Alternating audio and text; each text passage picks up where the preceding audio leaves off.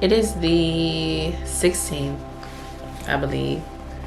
Yeah, and I am putting together kind of like the curriculum, or like kind of like the schedule for this book club that me and my friend Maya is starting for The Sacred Woman by Queen Afua.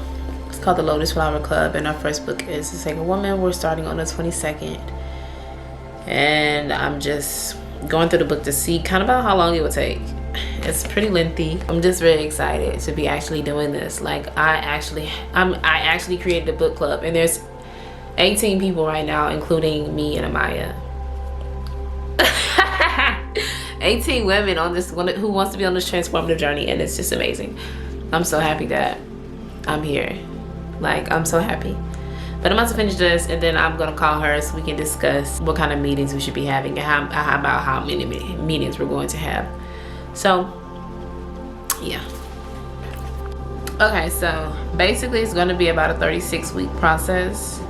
It was gonna be a lifetime thing, but but going through this book and doing the activities and doing the work is going to be 36 weeks, which translates to about 9 months, which translates to a birth. So literally, we're about to be in a rebirth, and I cannot wait.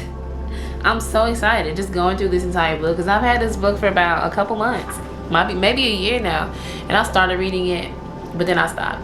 So I feel like this is going to be great. I'm going to get through it. I'm going to show how so many women that they can just heal, and I'm going to document the whole process. Here we go. Okay, so technically this is like day 7 of my technically this is day 7 of me becoming a sacred woman, but yeah, I'm just gonna document it and talk about my experience so I can see my growth, so I can remember everything that I dealt with, experienced, and so I can just see who I come out this journey as, and hold myself accountable, because if I'm documenting it, that means I'm going to have to show up, right? I got to show up for myself, giving my reason to show up. I feel like documenting my journeys and the things that I want to do is me holding myself accountable, because if I know I have this going on and I document it, it's like that I have a reason to do it, low-key.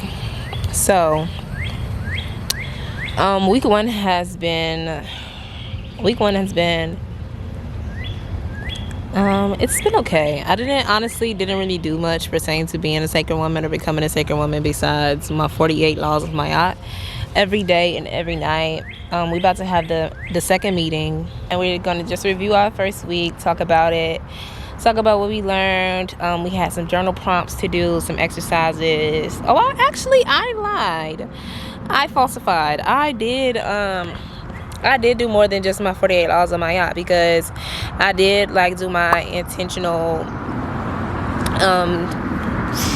incorporating the 5 elements into like my days. I didn't do the affirmations though. We were supposed to do like an affirmation a day, but I didn't do that. But I can do that now and then carry it into next week, because I do want to really hold myself accountable and do everything,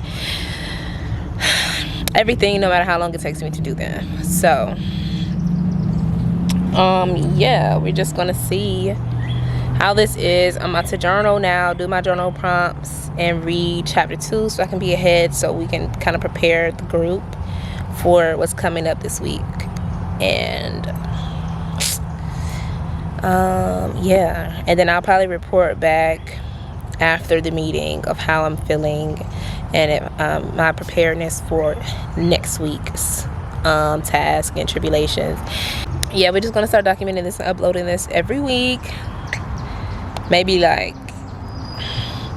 probably like every Wednesday. I'm feeling Wednesday's Mercury Day, I don't know, but I'm feeling every Wednesday update my sacred woman journey, so there's gonna be some time.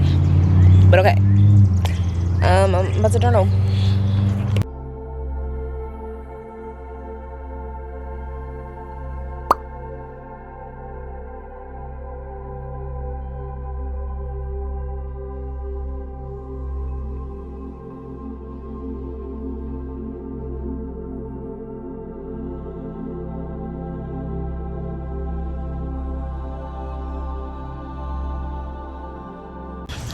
So I just finished reading chapter 2, and basically it's getting us prepared to start this journey. And we're gonna have to, well, I'm gonna speak for myself. I'm gonna have to wake up at 4 for at least 21 days. It'll probably be for the entire journey of this book, this experience, probably for the rest of my life. But just waking up and doing these daily observances with journaling, meditation, sitting at my altar, setting up an altar, journaling, doing these prayers, taking baths, dancing. What else is it going to require us to do? I said meditation, I think. Drinking teas, working with essential oils, working on my diet, fire breathing, a lot of prayers, pouring libations. I think I said spiritual baths. But yeah, that's basically what I'm going to be doing for the next 21 days to 4 months, getting myself on that routine. Am I concerned about waking up at 4? Not really. It's just the discipline. Making myself do it. Making myself go to bed that night.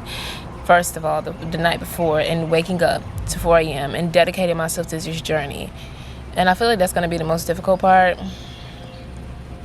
But it's not impossible. So I'm going to do it. I'm going to hold myself accountable, by documenting and just checking in with the ladies in this group, and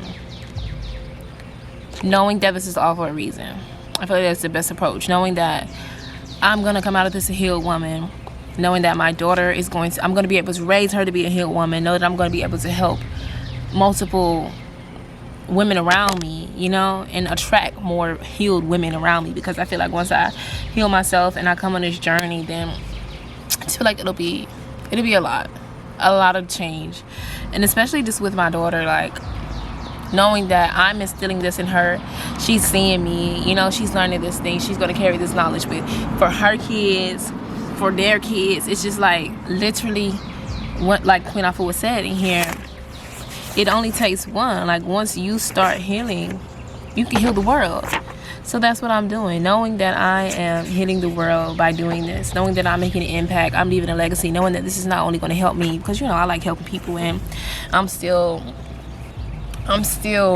healing from my people pleaser mindset that I used to have. So I guess I'm just going to use that to my advantage and use that as ammunition and a reason for me to continue to do something and to strive to be better, knowing that I can eventually help people by helping myself. So I'm very excited. I'm about to get on a call right now to kind of like prepare for the book club meeting. And I got like 4 more minutes. I'm about to run upstairs and prepare for that. But I feel really good about this journey. I'm really excited. And here we are. Oh, the date is the 29th of May, 2022. And by the end of this journey, I'm gonna be a brand new me. So okay, let me get water.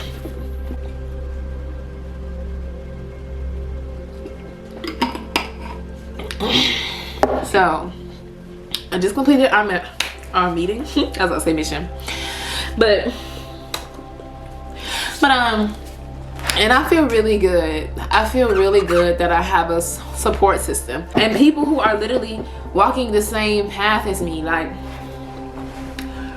we're not the same path, and maybe we're on the same journey, right? But we're taking different paths, and it just feels good to know that I'm not alone, because lately that's what I've been longing for. I've been longing for that support, for people who are on the same page as me, for a soul family, you know what I'm saying?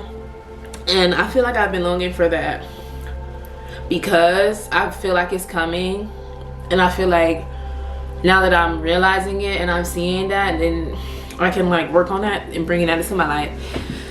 But I feel really good about today's meeting. It was very, very intimate meeting, and shared a lot, learned a lot, and just really realized that I'm not alone. And I'm never going to be alone again, especially now that I have this group. Like, we're going to come out of this as whole new women, and there's so much learning and engaging and connectedness that we need to do, and I'm good with that. I'm perfectly okay with who I am and where I'm going. I'm okay with where I am now too. I don't even know what I'm talking about, but I felt like talking about it, so there it is, talked about. I feel really good, and I'm very happy, and I'm very thankful for this awareness. Yeah, there's gonna be a lot more discipline that I want to go into this next week with, as far as routines and just showing up for myself, especially on the second woman journey, and committing to me. Committing to me is important. Committing to me is important to me. So that's what I'm gonna do. I'm gonna commit to myself and do what I need to do. You know what I'm saying? But yes, this week I'm supposed to create my altar and start doing this intense, like, 21-day journaling, reflecting, meditating. I think I already told you that, but yeah, so we're gonna start that. I'm gonna start tomorrow by waking up during my sacred hours and putting myself first. Usually for the past year, maybe like 2 years now. I think it's been about 2 years, 2020. Yeah. Well, not exactly 2 years, like a year and a half. I'll wake up and then I'll just start working on something or creating, but I need to start taking time for myself, and that's one of my affirmations that I've been doing. I make time for me, and I do need to make time for myself, especially being a mom, a stay-at-home mom. It's like, it's kind of difficult to make time for myself when I'm constantly, you know, with my daughter, but I have to discipline myself to get up before she gets up, and I was doing that at a point.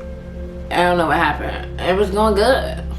I was getting so much done, but I don't think I was doing it in the right way, because I think I was focusing on getting work done while she was sleeping in the mornings. But I can use that time for me, for my mental health, for connecting with myself, for, you know.